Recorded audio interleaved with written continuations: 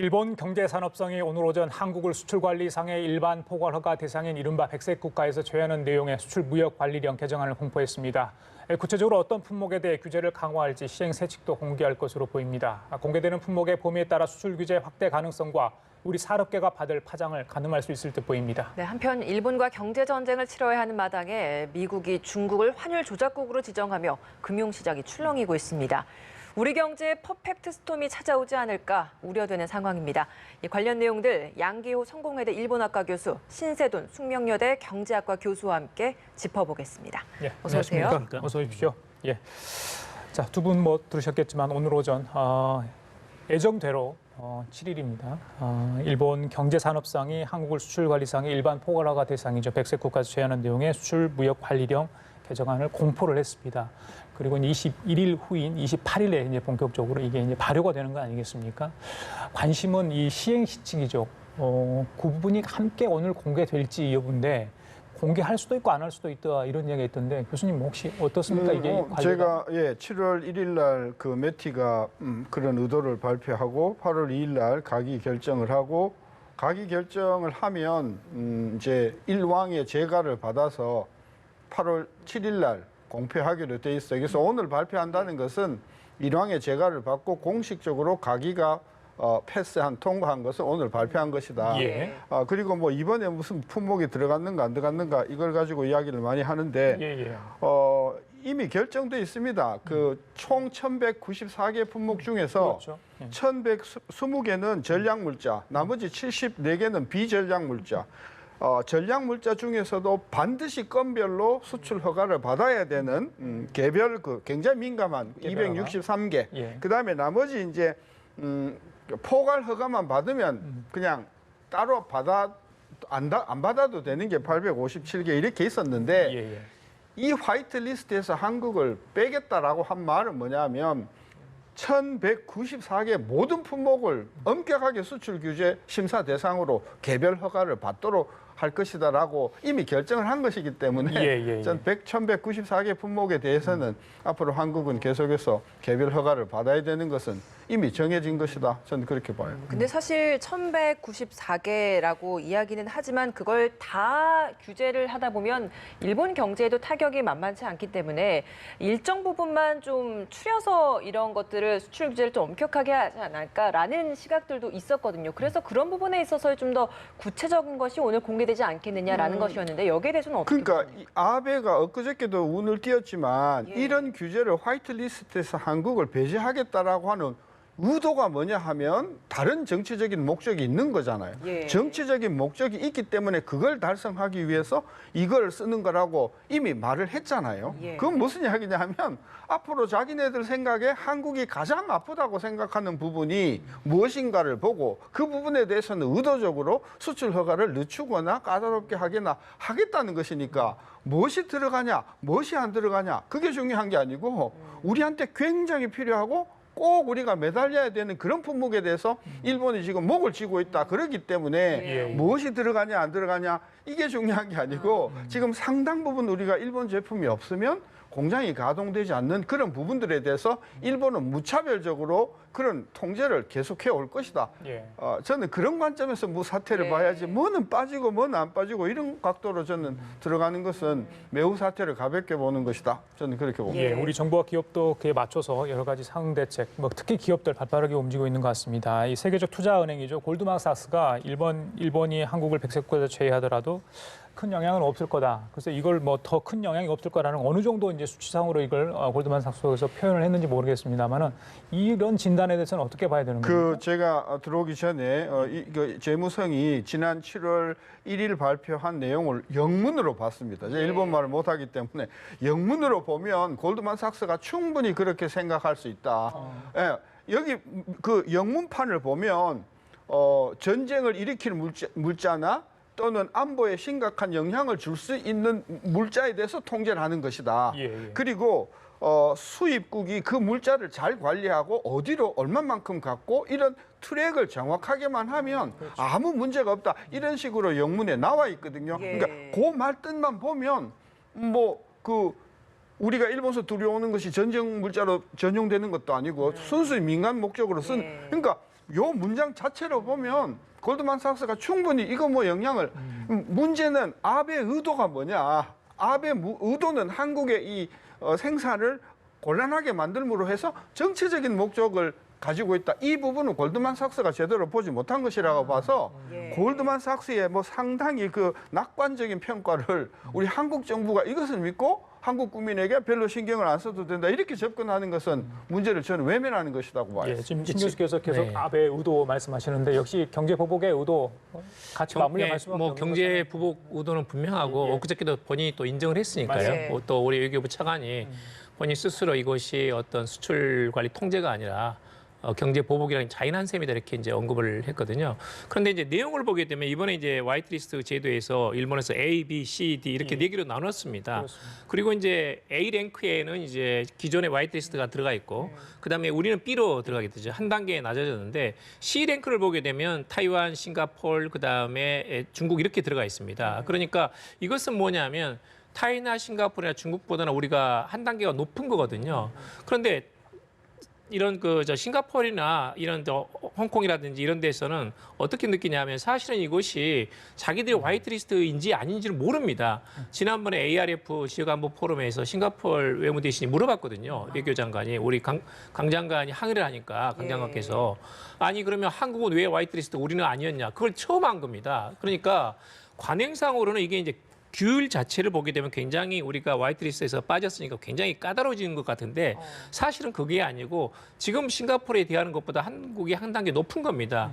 그러니까 이들 국가에 대해서는 이제 1년간 이걸 이제 그 3년은 아니지만 1년으로 줄어들지만 일반적인 포괄 허가 제도를 허용하는 거거든요. 그러니까 사실은 화이트리스트 국가 이건 아니건 간에 별 차이를 느끼지 못할 정도로 수출액의 관행이 지금 정착되어 있는 겁니다. 그러니까 그것은 이제 우리가 이것을 어떻게 지금 일본이 이제 사실 여러 가지 칼자루를 쥐고 있는 건 사실인데 이 부분에 대해서 다른 나라하고 똑같이 운영되도록 우리도 마찬가지의 그런 어떤 정도의 수준에서 일본이 매니징을 한다면 우리한테 큰 타격은 오지 않는 거거든요. 이제 그걸 어떻게 우리가 얻어낼 것인가가 좀 중요한 것 같습니다. 또 하나는 뭐냐면 지금 이제 한국으로 들어온 에칭가스 이건 이제 에칭가스는 굉장히 독극물이라서 반도체를 만드는데도 필수품이지만 이건 말하자면 핵무기를 만들 수도 있거든요. 거기에도 또 필수품입니다. 그러다 보니까 한국으로 들어온 에칭가스가 중국으로 또 수출된 부분도 없잖아 있거든요.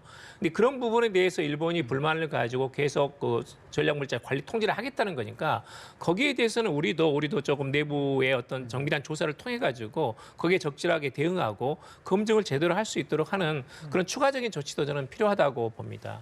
우리 정부가 이 전략적인 핵심 품목에 있어서는 뭐 집중적으로 투자를 해서 5년 안에 국산화시킬 수 있도록 투자를 하겠다라고 했는데 그럼 우리 정부의 이런 대응으로 앞으로 이런 일본의 대응에 있어서의 좀 준비는 잘 된다라고 평가를 하신다는 겁니까? 네, 그렇습니다. 지금 이제 100대 품목을 정해가지고 우선 당장 1년 내에 이것을 당장 개발할 수는 없으니까 이것을 수입선 다변화라든지 아니면 이제 국내에 있던 어느 정도 기술 수준에 올라 있는 중소기업에 대해서 집중적으로 이런 지원을 해가지고 국산화를 시도하든지 하는 것들이 한 20개 품목이 정해져 있고요. 나머지 80개 품목은 우선 당장은 기술 개발이 어렵고 적어도 5년 이상 걸릴 가능성이 있는 것들에 대해서는 적어도 여기에 장기적인 지원을 통해 가지고 이것을 대처해 나간다는 겁니다. 지금은 이제 지난번에 청와대에서 나온 것보다 진입한 것은 뭐냐면 그 개별로 맞춤형 그러니까 중소기업이 개발했더라도 실제로 대기업에서 쓰기에는 그 순도라든지 품질에 있어서 약간 조금 신경이 쓰이는 것이 사실이거든요. 당장 이것을 사용하기는 쉽지 않습니다. 근데 그것이 가능한지 여부를 화학연구소 등 포함해가지고 4개 연구소에서 이걸 테스트 베드를 만들어가지고 직접 적용할 수 있는지 여부를 지원하는 이런 제대 같은 것도 만들고 그다음에 예를 들면 이제 지금 뭐 52시간 근무 시간이 정해져 있습니다만은 지금 연구개발이 당장 시급한 부분에 대해서는 그걸 또 제재 완화를 하고 또 수입선 다변화에 대해서는 관세를 대폭 절반 이하로 낮추고 하는 것에 대한 추가 조치가 지금 충분히 나오고 있고 저는 어떤 면에서는 지금까지 이런 그 한국의 대기업과 일본의 중소기업 간의 생태계 속에서 우리가 지나치게 어떤 국산화에 좀 소홀히 하지 않았는가. 그런 면에서는 좀 이런 중소기업과 대기업의 상생 그리고 기술 자리까지 포함해가지고 국산화 비율을 높이는 그런 점에서 새로운 어떤 경제 구도를 만들어 나가는 좋은 그 전환점이 될 수도 있다. 너무 좀 이런 비관적이고 조금 이렇게 뭐랄까 좀 비판적인 시각에서 볼 필요는 없다라는 걸 좀 말씀을 드리고 싶습니다. 신 교수님 어떻게 보십니까? 그동안 일본 쪽의 소재 부품 관련해서 의존도가 굉장히 높았죠. 특히 주요 부품 같은 경우 뭐 90% 이상 의존도했던 부분도 많았다. 많은 분들께 좀 깜짝 놀라셨을 것 같습니다. 그래서 이번 기회가 일본을 극복할 수 있는 아주 좋은 기회다. 이런 진단도 나옵니다만. 근데 사실 제가 소재 부품 장비 경쟁력 강화 대책 엊그저께 나온 거를 제가 손으로 또 다 적어서 확인을 했지만 사실 이 부분에 대해서 문재인 정부가 대책을 여러 번 냈어요. 여러분들이 몰라서 그러지. 2018년도에 나온 2019년도 경제 정책 방향에도 들어가 있고 그 후로 제조업 작년에 있었던 금년에 있었던 제조업 르네상스 다 있어요. 그러니까 새로운 게 하나도 없다는 점에서 저는 이것도 급조한 것이다. 과거에 있었던 것에 하나도 저는 발전한 것이 없다. 저는 그런 면에서 비판하고 싶고 그다음에 소재 부품 장비에 대해서는 사실은 달라진 게 있다면 이번 일 전에는 소재 부품이었어요. 장비가 하나 들어갔어요. 그게 다르다면 다르고 소재 부품 장비에 대해서는 1980년대서부터 이 대책을 꾸준히 해왔었던 부분인데 안 된 부분이 있어요. 그 안 된 부분에 대한 어떤 방안들이 전혀 없기 때문에 저는 굉장히 실망했다. 좋습니다. 이대로 하는 건 뭐 좋은데 전 더 급한 것이 뭐냐면 지금 이게 7월 1일 날 나오지 않았습니까? 8월 2일 날 가기가 일본 가기에서 통과되지 않았습니까? 한 달 넘었단 말입니다. 그러면 지금 당장 8월 말서부터 이것이 시행되었을 때 우리나라 중소기업들이나 이 일본서 수입하는 부품을 사용하는 기업들의 어떤 심각한 애로들이 지금 눈에 보이지 않습니까? 그런 부분에 대한 구체적인 대책들이 매우 결핍돼 있다. 지금 현장에서는 더 급한 게 뭐냐면 5년 뒤에 10년 뒤에 소재 부품 장비가 어떻게 발전될지 그게 중요한 게 아니고 만약에 이 물건이 안 들어왔을 때 나도 어렵지만 내가 납품하는 기업도 어렵고 내가 어려워짐으로써 나한테 납품하는 회사도 이렇게 전두방으로 다 어려워진단 말입니다. 따라서 이번 일본 조치로 인해서 피해를 받을 기업들 구체적으로 어떤 기업이 피해 기업이며 그 기업에 대해서는 어떤 종류의 지원을 할 것이며 그 지원 규모는 어떨 것이다라고 하는 부분이 지금 한 달 정도 지났으면은 저는 나와줬어야 된다. 그게 아직도 없다는 것에서 그제서 지금 진짜 필요한 현장에 필요한 것을 모르고 있다. 저는 그걸 지적하고 싶은 거예요. 김상조 정책실장도 뭐 기업과 소통을 하고 애로사항들을 바로바로 들을 수 있는 창구를 마련을 하고 있다. 뭐 계속해서 이야기를 이어가고 있다라고 이야기를 했기 때문에 이런 부분에 있어서는 정부도 좀 많이 고심을 하고 있는 것 같다라는 생각이 듭니다. 정부가 생각하고 있는 대응 방안 중에 하나가 관광 그리고 식품 폐기물 분야에 있어서의 좀 어떤 조치의 변화도 필요하지 않겠느냐라는 시각도 있었습니다. 그 일환 중에 하나가 방사능이 가장 문제이다 보니까 일본의 여행 부분에 있어서의 자제 문제도 좀 있었던 것 같습니다. 도쿄올림픽이 또 예정되어 있지 않습니까? 이런 부분에 있어서 이게 만약에 이제 실제로 좀 대응 방안으로 시행이 된다면 일본이 이런 방안에 있어서는 어떤 부분 좀 효과가 좀 작용할까요? 저는 이제 일본에서 그 안전 문제, 특히 방사능 문제는 굉장히 일본 내에서 우리가 지적하지 않아도 굉장히 심각한 문제입니다. 겉으로는 아베 수상이 이게 전혀 문제가 없다고 이야기를 하는데 일본 국내 시민단체라든지 전문가들은 굉장히 우려하고 있거든요. 따라서 이제 올림픽 문제에도 예를 들면 선수단이 전 세계에서 모여드는데 방사능에 오염된 식품을 먹는다? 그런 일 발생할 수 있습니다.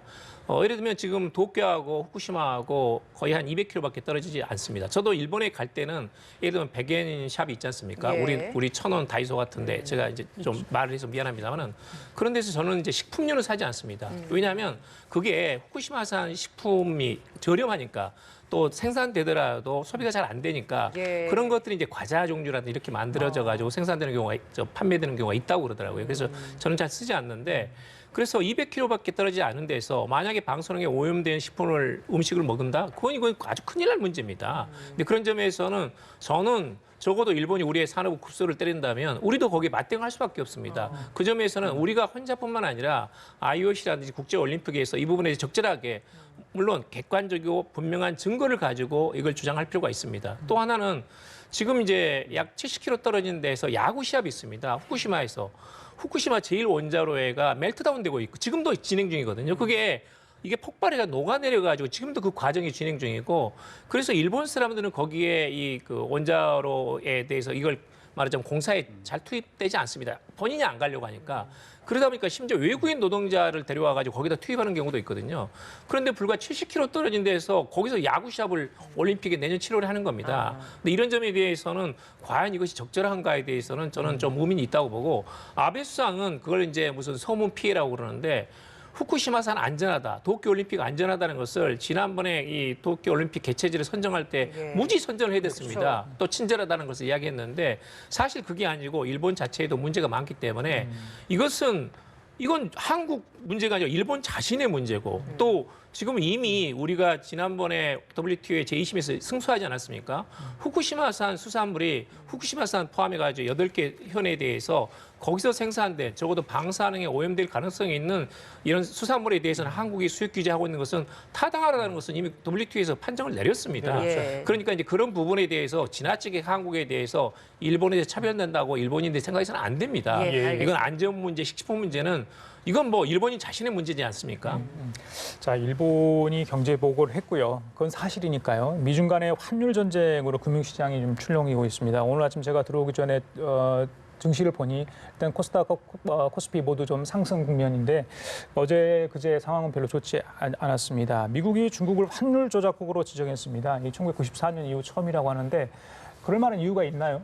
미국이 이렇게 반응한 이유는 어디 있습니까? 금년 5월에 환율 보고서를 재무부가 미 의회에 제출했습니다. 거기에 중국에 대해서 이야기가 나옵니다. 환율 조작하고 있다. 나왔어요. 근데 그 사이에 그러면 중국이 환율을 조작했다는 물증이 있냐? 없어요. 그러니까 별안간 때린 거예요. 그러니까 별안간 때린 거기 때문에 이번에 그 환율 조작국은 100% 트럼프의 작품이고 굉장히 자의적이었고 굉장히 감정적인 조치였었다. 관세 보복에 대해서 미국이 중국을 압박하니까 미 농수산물 수입을 중국이 좀 하지 않겠다. 뭐 거기에 대한 또 보복인 겁니까? 계속해서 보복에 보복이 거듭되는 상황인가요?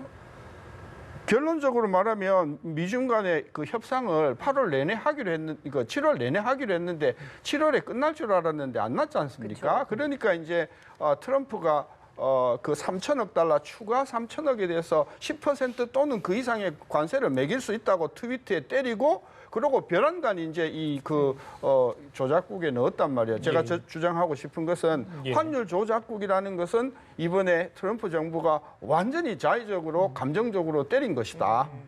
그리고 앞으로 있을 추가적인 미중 간의 협상에서 지렛대로 활용할 목적으로 저는 쓴 것이라고 봐서 너무 예. 과민하게 반응한 것 자체가 시장에 오버리액션이다. 저는 그래 보고요. 예. 더 중요한 것은 환율 조작국으로 백날 때려봤자 BHC 법이나 또는 1988년 종합무역법에 들어가 보면은 조작국을 때리고 나서 할 수 있는 조치라는 게 양국 간 환율에 대해서 협의를 한다.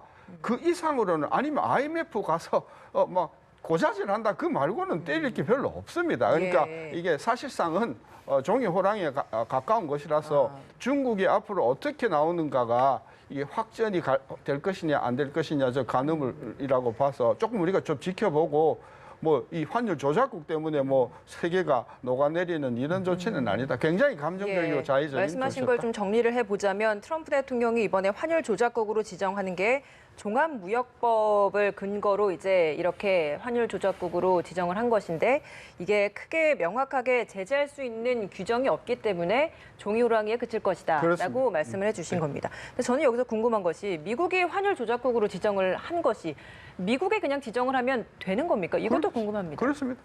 예, 왜 어떤 기준으로 그렇게 되는 거예요? 1988년도 종합무역법 3004조에 예. 보면 상대편 국가가 환율을 조작한다는 아주 확실한 심증이 있을 때는 때린다. 때리면 어떻게 하냐?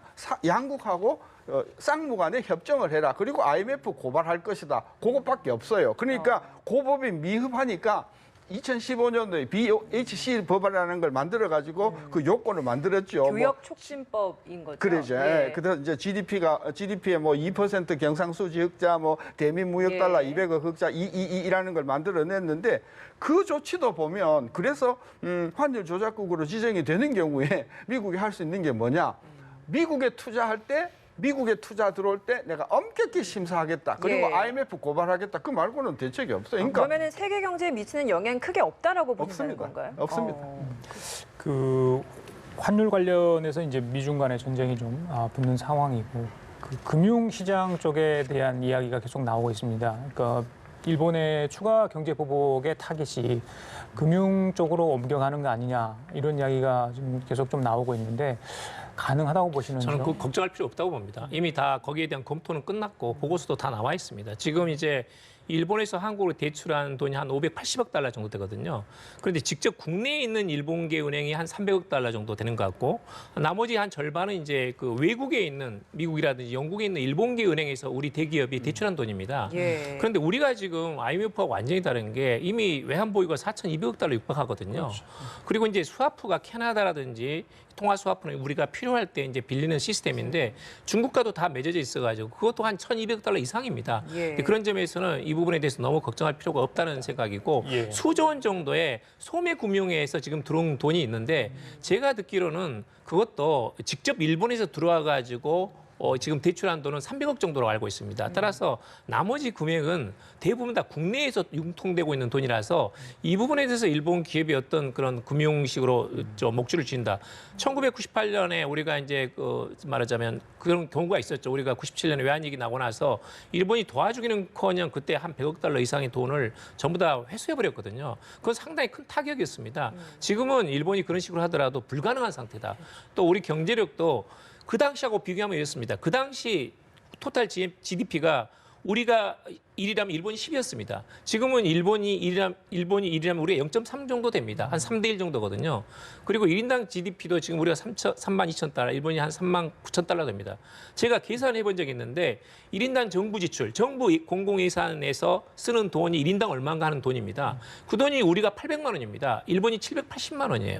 우리가 일본보다 20만 원이 많습니다. 정부 예산은 1인당으로 따져볼 때. 근데 그런 면에서는 지금까지 우리가 가져온 기술력이 있고 우리가 지금 세계 최고의 IT 강국이고 또 뿐만 아니라 5G 상용화를 세계 최초로 한 나라 아닙니까? 예. 그런 점에서는 물론 지금은 약간의 신경이 쓰이고 기업 운영에 있어서 불안정성이라는 리스크가 있는 건 사실인데 수입 다변화 또 우리가 가지고 있는 기술력의 축적 같은 걸 가지고 만약에 집중한다면 극복할 수 있습니다. 예. 집중하지 않고 분산되거나 내부에서 의견이 다양화되고 분열되면 어렵지만 말하자면 의견이 단합되고 집중한다면 충분히 극복할 수 있는 사안이다. 저는 그렇게 좀 보고 싶습니다. 예. 아베 신조 일본 총리 어제 히로시마 원폭 투하 위령식에서 기자회견 가지면서 백색 국가 배제 이후 처음으로 입장 표명을 했습니다. 여기에서 있었던 이야기가 한국이 일방적으로 한일 청구권 협정을 위반하면서 국제조약을 깼다라고 이야기를 했습니다. 여기에서 보면 한일 청구권 협정을 위반했다라고 언급을 직접 했기 때문에 그러면 이런 경제 보복이 어디에서 근거한 것인지를 스스로 좀 인정한 꼴이 되는 거 아니겠습니까? 자인했죠. 그러니까 일본이 지금 표면상으로는 한국을 왜 화이트리스트에서 배제했느냐. 그것은 한국에 수출된 다양한 전략 물자들이 제대로 통되지 않고 심지어 일본 내에서는 이제 완전히 페이크 뉴스인데 이게 중국을 통해서 북한으로 들어갔다든지 예. 아니면 일본에서 한국을 통해 가지고 이란으로 유출됐다든지 무슨 말인가 하면 핵을 만드는 국가들입니다. 예를 들면 에칭가스 같은 것도 핵무기에는 필요한 물질이거든요. 근데 그런 것들이 무단으로 유출됐다는 것을 마구 그 페이크 뉴스를 퍼뜨리는 겁니다. 예. 사실은 우리나라는 일본보다 더 엄격합니다. 그러니까 바세나르뿐만 아니라 허주 그룹 또는 핵 그룹 미사일 그룹들이 있는데 이전에 이것들은 뭐냐면 이전에 그 공산권하고 그다음에 이제 공산권에 대한 이런 수출 규제 그걸 코컴 제도라고 그러는데 그게 이제 미국이 주도한 어떤 세계 질서거든요. 그런데 이제 냉전은 끝났지만 일본의 말하자면 테러라든지 어떤 핵무기를 만드는 그런 작은 국가들 있지 않습니까? 예. 그런 나라에 대한 전략물자 통제 시스템이라는 것을 4개 만들어져 있는데 우리는 바세나르는 재래식 무기에 대한 어떤 전략물자 통제 시스템인데 우리는 거기도 가입돼 있고 가장 잘 지키고 있습니다. 그런데 이것이 일본이 말하자면 안보상의 이유를 빌미로 해가지고 한국에 대해 가지고 말하자면 이것은 지키고 있지 않기 때문에 전략물자 통제가 허술하기 때문에 화이트리스트에 내린다. 그래서 우리가 지난 7월 달에 이야기하지 않았습니까? 그러면 유엔에 있는 대북제재 패널에 같이 가가지고 제3자 포함해가지고 한국과 일본하고 제3자 공동으로 검증하자. 거기에 대해서는 전혀 묵묵부답입니다. 예. 그러니까 하자는 일은 안 하고 그다음에 대화는 거부하고 그리고 나서 일방적으로 이상한 이야기를 하는데 결론은 뭐냐면 강제징용에 대해서 한국 정부가 대책을 안 세운다는 겁니다. 그런데 기본적으로 이것은 이미 개인 청구권이 살아있다는 것은 일본 측도 인정했고 우리도 인정한 것이고 여기에 따라서 대법원 판결이 난 것이고 그리고 이건 민사소송이기 때문에 정부가 개입이 어렵다는 것은 예. 일본도 잘 알고 있으니까요. 이걸 전제로 해가지고 2월 19일간 이미 한국 측에서 제안을 했기 때문에 그걸 토대로 해가지고 제안을 좀 더 한일 양국이 이 어떤 의견을 모아가면 되는 겁니다. 일방적으로 대화를 거절하는 것은 예. 적절하지 못하다라는 예, 겁니다. 양 교수님 뭐 시간이 많지 않은데 짧게 여쭤볼게요. 뭐 두 분이 뭐 고견을 오늘 주셨습니다만은 그 양 교수님께서 최근에 뭐 보름 정도 일본을 다녀오셨지 않았습니까? 뭐 굉장히 중요한 국면에 가셨는데 일본 분위기, 평화의 소녀상을 두고도 여러 가지 일본 내 찬반 여론도 있는 걸로 알고 있습니다. 이제 8월 15일 광복절 사실 얼마 남지 않았습니다. 문재인 대통령이 어떤 메시지를 던질지 또 이후에 있었던 외교 일정이 한일 관계에 어떤 영향을 미칠지 이런 사람들이 좀 잘 풀렸으면 좋겠다 이런 생각을 합니다. 어떻게 보십니까? 일본 내에서는 사실은 이제 우리보다는 그 보도량이 훨씬 적더라고요. 그러니까 신문이나 하고 텔레비라든지에서 별로 다루지 않습니다. 이 한일 관계. 이제 그나마 이제 한국에서 불매 운동이 커지니까 이제 일본 신문에 상당히 이제 보도가 되기 시작하고 있거든요. 예. 근데 그런 점에서는 한국 국민들이 상당히 일본의 잘못된 처사에 대해서 분노하고 있다라는 것이 잘 전달되고 있다 봅니다. 우리 국민들도 자발적이고 시민의식을 가지고 대응하고 있기 때문에 그런 점에서는 저는 이제 상당히 적절한 수준에서 불매 운동이 진행되고 있다고 보고요. 단지 20대, 30대는 굉장히 친한적입니다. 이걸 주도하는 것은 60대, 70대들입니다. 사실은 그것도 경제 산업성이나 외무성에서는 이런 일본의 부당한 경제 보복 조치에 대해서 사실은 명분상으로든 속내로든 별로 동의하지 않았습니다. 이건 수상 관제에서 비서관들이 그것도 자민당 우파들하고 연합이 돼가지고 과도하게 무리수를 두고 있는 거라고 보는 인식들이 다 전문가라든지 공무원들도 알고 있거든요. 예. 그런 점에서는 지금은 좀 너무 지나치고 이것은 적어도 지금 이미 더 이상 걷잡을 수 없다면 운용 면에서 일본 측이 리즈너블하게 상식적인 면에서 이거 한국하고 지금까지 우호 관계를 협력할 수 있는 수준에서 일본이 대응을 해야 된다. 그래야 일본도 불이익이 안 돌아온다는 걸 좀 강조하고 싶습니다. 그래요. 알겠습니다. 지금까지 양기호 성공회대 일본학과 교수, 신세돈 숙명여대 경제학과 교수 두 분과 함께 얘기 나눠봤습니다. 말씀 잘 고맙습니다. 들었습니다. 감사합니다.